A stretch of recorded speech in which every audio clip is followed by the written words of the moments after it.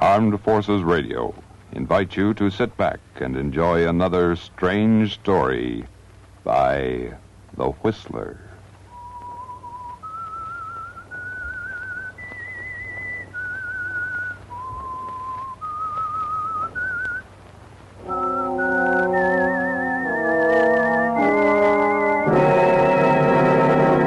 I am the Whistler, and I know many things, for I walk by night. I know many strange tales hidden in the heart of men and women who have stepped into the shadows. Yes, I know the nameless terrors of which they dare not speak.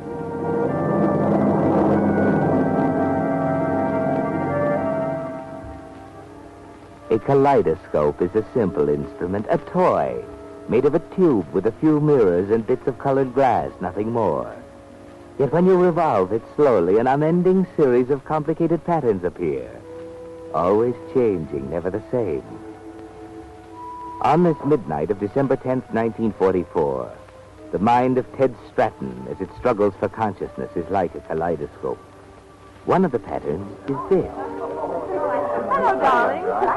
Norma's party at her house, high on the hill in Marin County, looking down on San Rafael and San Francisco Bay. And Larry Craig, handsome, talented Larry, playing Chopin waltzes on the piano.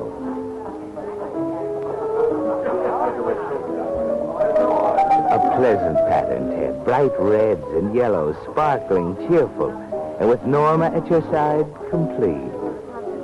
But the design's starting to change.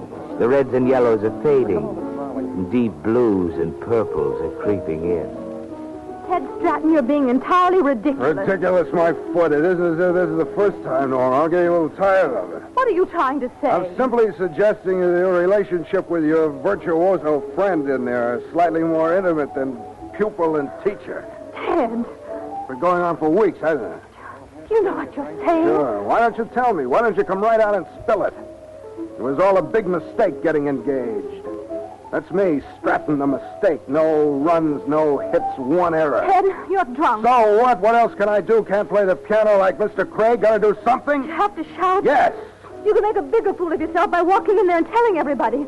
Yes, why don't you do it upright? Make a real party out of it. You know, that's an idea.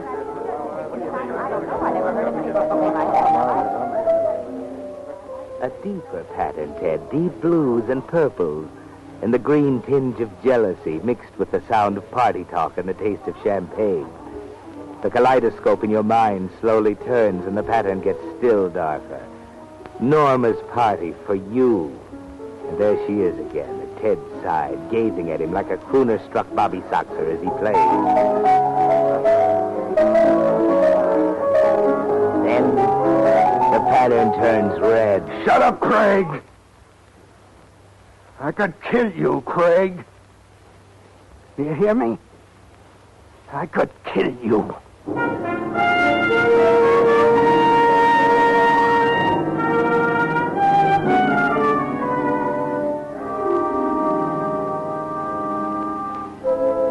Nothing now. Just blackness. No colors. No pattern.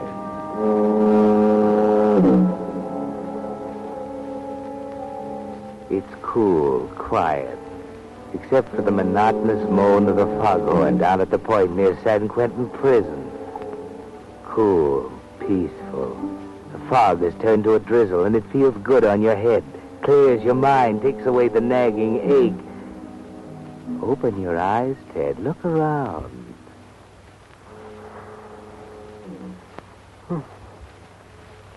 Where am I? Black, swirling fog, everything black. Can't even see the moon. It's almost raining. You're wet and cold. Raise your head.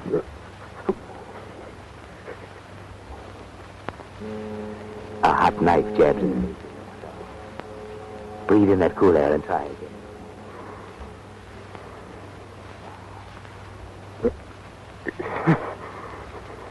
You're in an automobile, an open convertible. That string of yellow lights over to the left, wavering like a clothesline in a high wind, finally settles into...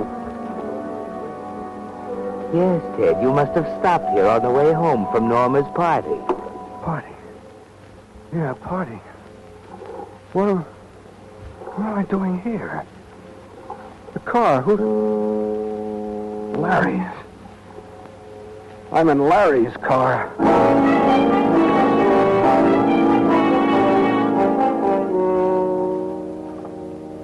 Yes, Ted, alone in Larry's open convertible. Remember Larry? You could kill him. It's just what you said, wasn't it? You could kill him. Where's Larry? We've got to find Larry. Go back. Go back to Norma's. No. Wait a minute. Not yet. Better check first. Telephone.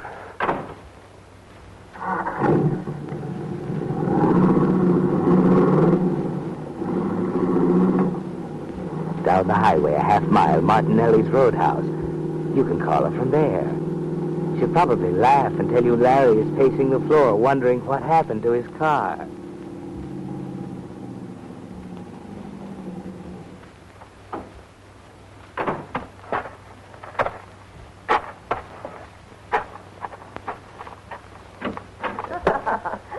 What do you want to drink? Oh, I think I'll have a dash for you, darling. Oh. Come on, Leona. That man, he...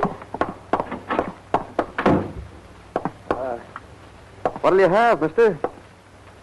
Mind if I use your telephone? Yeah, go right ahead. Thanks. Sorry.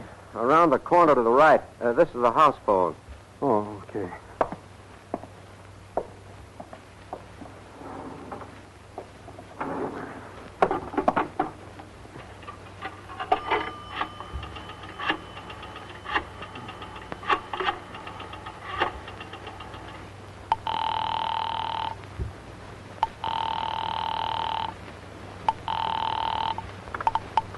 Hello? Hello, Norma. Never mind that.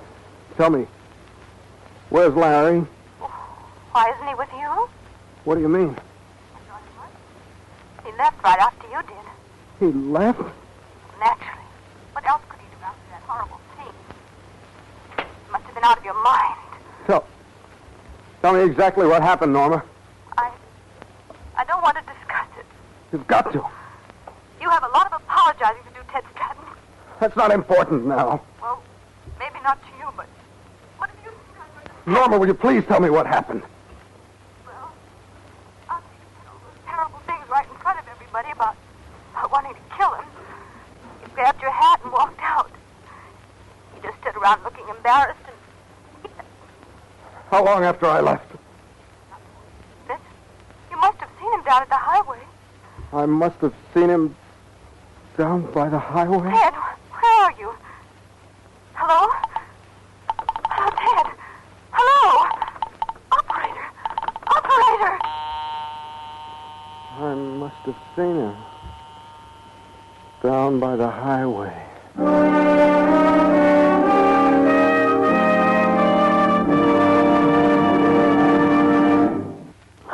This is Alfred Hotchkiss speaking. Did you know Shakespeare had an editor? Through the years, a number of less talented authors have attempted to make the Bard's plays just a little bit better. A notable example was one Thomas Bowdler, an English physician.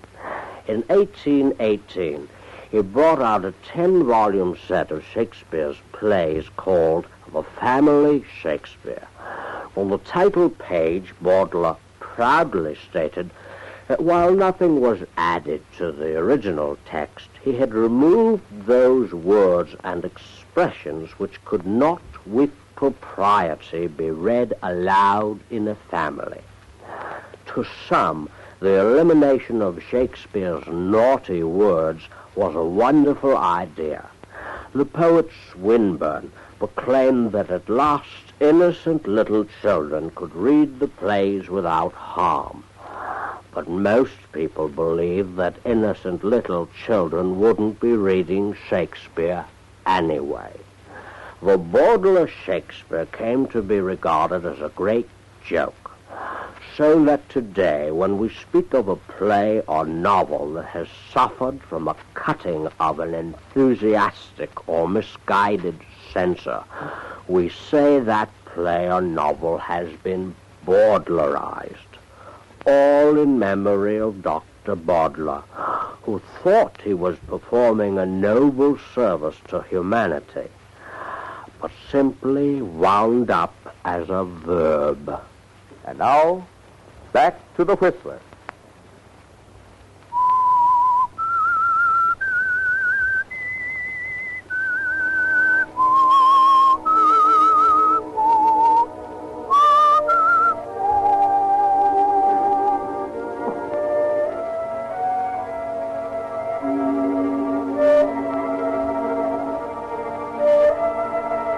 Ted Stratton stands in the telephone booth of the Roadhouse for over a minute, receiver in hand, staring dully at the phone dial, trying to think, trying to remember what happened after he left Norma's party.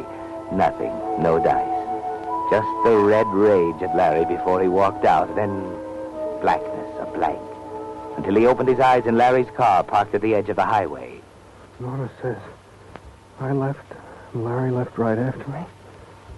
Just after, in front of everybody, I said I wanted to kill him. Oh, it's impossible. I couldn't have. But that's not what you told everybody, is it, Ted? That's the one thing you do remember. You could kill him.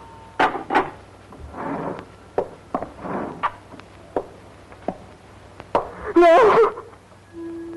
Easy, Ted. That's only your reflection in the big mirror on the wall. No wonder they jumped when you walked into the bar. Clothes torn to shreds, an ugly gash over your right eye. Larry must have been tougher than you figured. Look at your right hand, Ted, swollen up like a bunch of bananas. Better get out of here. The guy, I tell you, I know. I don't know what he looks like, but... Let's call you back. Well, get your call through okay, brother? Yeah, thanks. Just a minute. You look like you could use a drink. Thanks, no, I... Hello? What? That's Rose. Sings with the band weekends. Maybe I can set you both up, huh? Oh, that would be a swell idea, mister. Sorry, I'm in a hurry. Oh, don't be that way. He's just playing hard to get. Come on, pal. I feel generous. This one's on the house. He doesn't do that for everyone. How about I gotta go, I tell you. Oh, just one. Get out of my way, let me go! You're going to push me. Hey! What are you doing? Nothing at all. Tire. Let the air out of the tire. Trying to stall me. No time. Fix it later. I gotta go.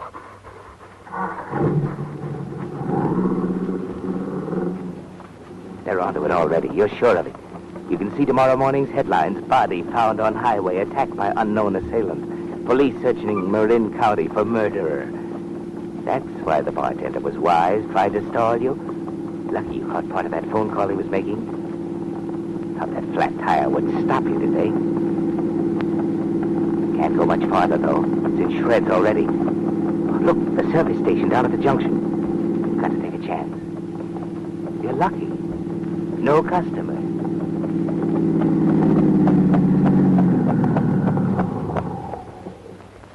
Yes, sir? Got a flat tire. Yeah, so I gotta change it in a hurry. Could you help? Sure. Got the dolly right here. Have it off in a jiffy. I'll help you. Here we go. There. Now. I'll get the tire on. Good.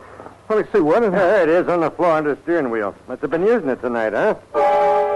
Yeah, I guess so. Pick it up, Ted. The feel of it in your hand. Familiar, isn't it? Part of that hazy pattern in your mind. You have used it tonight, positive. You can feel it in your right arm, swinging the iron bar hard through the air, landing with a sickening thud on someone's head. There's no doubt anymore. He must have been crazy to run on a tire like that. Good one, too. Plenty of tread left.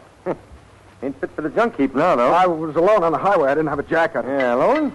Couldn't have waited long. Every cop in the county's on the road tonight. He'd give you a hand, you know. What did you say? Why, cops. Must be 1,000 of them tonight, passing by the station. Won't say nothing about what's up, but I can tell they're looking for someone. They're looking for someone, huh? Yeah, a lot like the night they escaped over San Quentin a few years back. Yeah, maybe so. Can you hurry it a little? Yeah, sure. Hey, where you going? San Francisco. Good. I'll ride across the bridge with you. Who? Hello, officer. Just fixing up the man's tire. Be ready in a shake. I didn't mean to scare you, buddy. McGregor, State Patrol. Left my partner around the corner in the car. Got to pick up another one in San Francisco. Okay? Well, I don't know. Well, you said you were going to San Francisco, didn't you? I meant that... Okay. I'm going to San Francisco.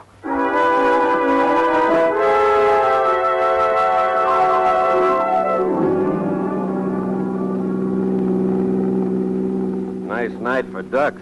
Yeah, kind of wet. Due to bust loose with some real rain any minute. Say, you ever thought of putting that top up? Huh?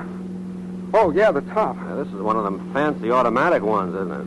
Yeah, automatic. Well, how about putting it up? Well, it doesn't work. It's broken. Oh? Pull into that toll plaza for a second, will you? I want to check with the boys. Yeah, sure.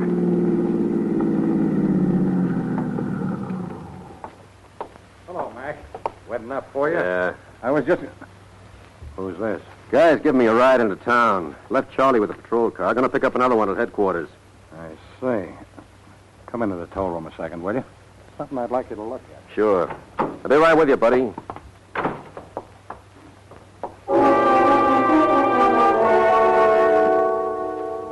This ought to be it, Ted. You can see them in the glass-enclosed toll room looking at a paper, then at you arguing about something. Maybe you can run for it. No. Look at that motorcycle cop up in front. He's looking at you, too. And there must be 5 of them behind you, all waiting.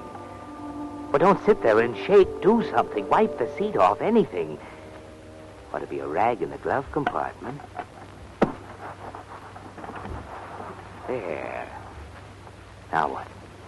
Oh, yes, you're cold. Get that blanket out of the back seat.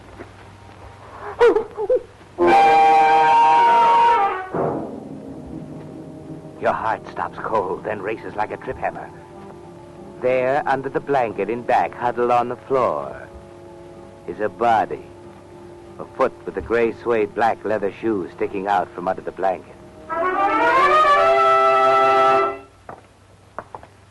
Wait a minute, Mac. All right. You can see for yourself. Well? Huh. You're right, Mac. Sure. Wrong guy. Okay, see you in an hour or so. Come on, buddy, let's get going. Yeah, okay. Sorry about that last. Eddie's a new man. Eddie? What do you mean? Well, the guy at the plaza. New guy. Got the jitters, you know. Oh, yeah. Seems like everybody's got the jitters tonight. You stopped at Martinelli's about a half hour ago, didn't you? Yeah, I had to make a phone call. Martinelli's got the jitters, too. Called headquarters about you. Me? How come? Well, he happened to know we were after a big duck tonight. Thought you were it. So did Eddie. Just like I've been telling the chief. You only ask for trouble when you tip off the amateurs. Say you're after someone? Yeah. Who? I was just saying it don't pay to tip off the amateurs. Hey, pick it up a little, will you? I'm getting wet. Maybe this blanket in the back. Wait a minute, no.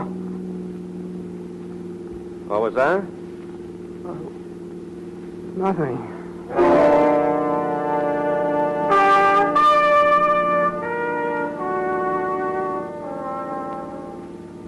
That was close. The other blanket on top of the seat, remember? And he didn't look down. It can't last much longer, Ted. You're ready to drive the car off the road, anything, but you haven't a chance on the Golden Gate Bridge. Cops at both ends and 200 feet down to the water on either side. That crazy idiot. Follow him. Huh? Hurry up. That car, he must have been doing 70. We can catch him at the toll station. That's good for 30 days. He's got to swap for the toll station. He's going right through. Follow him. We might catch him at the signal.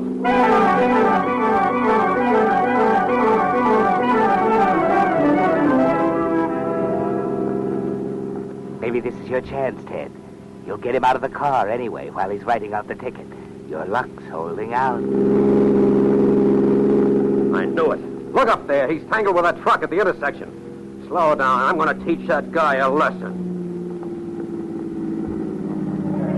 Pull up here. Okay. I better get out your side. Up against the pole. Yeah. Stick around. All right, everybody. One side. Who's the driver of this car? All right. It's your only chance, Ted. Mingle with the crowd for a minute, 2 minutes, 3. He's busy now, taking names and numbers, writing out citations. And don't argue with me. When you passed us on the bridge, you were doing 70. You're plenty lucky nobody was killed. Why, I'd just as soon hang 20 years for manslaughter around your neck as swat a fly. And don't give me any more back talk. You can save it for the judge. He's forgotten about you, Ted. Ease back toward the car now. He can't see you with people crowding around him. There you are. All set now. Get everything ready. Once you step on that starter, you'll have to move fast. Okay, the switch. The keys.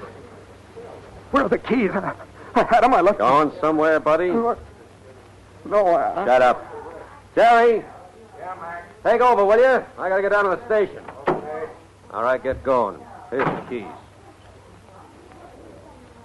I don't play hunches very often, but when I do, I'm usually right. Start the car. Listen, I'm late now. I You'll gotta... be funny late tonight, brother. You know, there could be a million reasons why you got an egg on your noggin. Black eye, torn clothes. There might even be a reason why you ain't even got a registration on the steering wheel. Maybe it ain't back from Sacramento. Maybe you just bought the car. Maybe you lost it. Okay, so I pass them up. Listen, officer, you're right. It isn't my car. It belongs to a friend of mine. Girl in San Rafael, Norma Schaefer. I bought it Shut tonight. up, I ain't finished. And I ain't saying I'm right yet. Listen, you can phone I said her. shut up. All right. So I pass up the black eye and the torn clothes and no registration, figuring you got good reasons. But there just ain't a good reason for a guy riding around on a rainy night with a top down. I said it didn't work. Maybe it doesn't. I can be wrong. Give it a try. Where? I don't know. You don't know how, huh? She didn't tell me. It's very simple, pal. All you gotta do is this. And up she comes. I was right, wasn't I? Oh, listen, I can explain. You'll have a chance to explain, don't worry. Only it looks to me like maybe you didn't want to seem too strange to the car with a copper sitting next to you. Maybe you borrowed it without bothering to tell the guy who owns it, huh? You seem to know all about I'm it. still guessing. Like I told you, we're after a big duck tonight, but I ain't above hauling in the car snitcher on the side.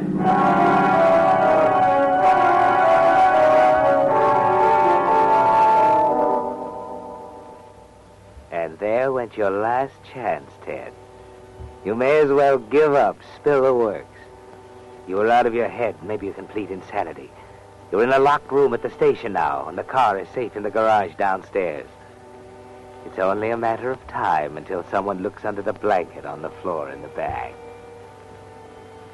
2 a.m. 2 hours since you woke up with the rain in your face, parked on the highway. You're too tired to care now. Your head feels full of broken bottles. You wish they'd call Norma and get it over with. Find out from her that it's Larry's car. The same Larry Craig they found on the highway.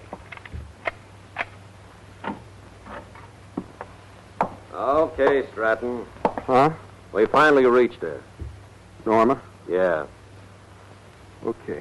Tell me, Stratton, why did you give me the bum steer? What? Why did you tell me it was her car? She told us who it belonged to. I thought you would. What next? Just a little friendly advice. Next time, tell the truth and you'll save yourself a lot of trouble. What do you mean next time? Next time you pick up a cop in a borrowed car. Okay, you can go. You mean I can leave? Sure, unless you want to spend the night here. Come on. Hey, what's the matter with you? Oh, nothing. Down the stairway here to the garage. Yeah, here's your car. Oh, say, Mac, will you hold it a minute? Hmm? I didn't get this baby logged. Thought you were going to be here longer. Yeah, so did I. I got the motor number and description, but I got to check the luggage compartment. Just a sec. Looks okay. Seems pretty silly, but these things are important sometimes. Now the back seat. There's nothing there. Just checking. Blanket. No, not the... What's the matter with him? He passed out. What's under that blanket? Nothing.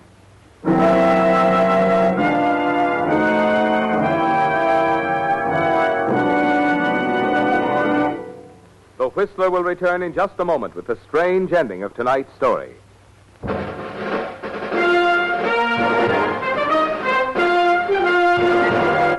This is Dave Garraway. Do you know the American's Creed adopted by the House of Representatives in 1918? And do you subscribe to it? Listen. I believe in the United States of America as a government of the people, by the people, for the people, whose just powers are derived from the consent of the governed.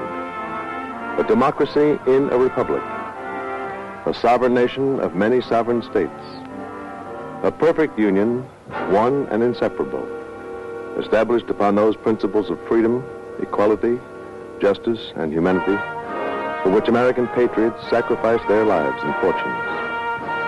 I, therefore, believe it is my duty to my country to love it, to support its Constitution, to obey its laws, to respect its flag, and to defend it against all enemies.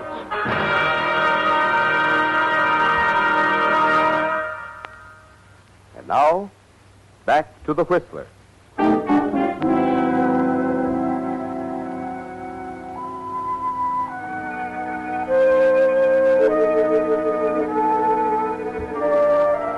It was too much, Ted. Too much to take right from the start. You were hanging by a thread from the moment you opened your eyes at midnight on the highway. You welcomed the sea of blackness that engulfed you when Wilbur lifted the edge of the blanket in the police garage. It was rest at last and peace. You finally open your eyes in a white hospital room with a white hospital smell in the air. The first thing you see is a pair of shoes underneath the bed next to you. The black and gray suede shoes. Remember? But he will be all right, Officer. Sure. He just needs a good rest. Norma. Norma? Ted. Norma. Oh, Ted. Oh, I'm so sorry about everything. It was my fault.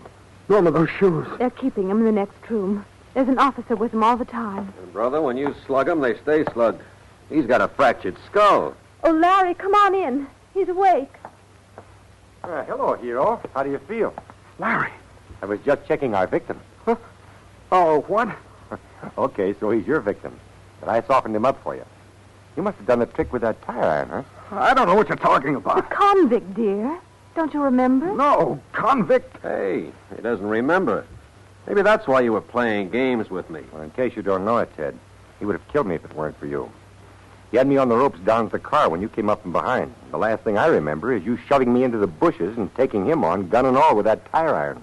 Oh. And maybe you don't think you made a monkey out of me, riding into San Francisco with a guy tucked away in the back seat all the time. He must have come to and crawled out when we stopped at the accident, I guess. But Jerry nailed him before he'd gone 100 yards. But, Ted, dear, why in the world did you have to try to take him in by yourself? Why didn't you come back to the house and telephone? Wait a minute. I remember. I stuck him in the back seat, took off. I started to pass out. Pulled over on the shoulder. But, darling... Don't ask him why, Norma. You may as well get used to the fact that the guy just liked to do it the hard way.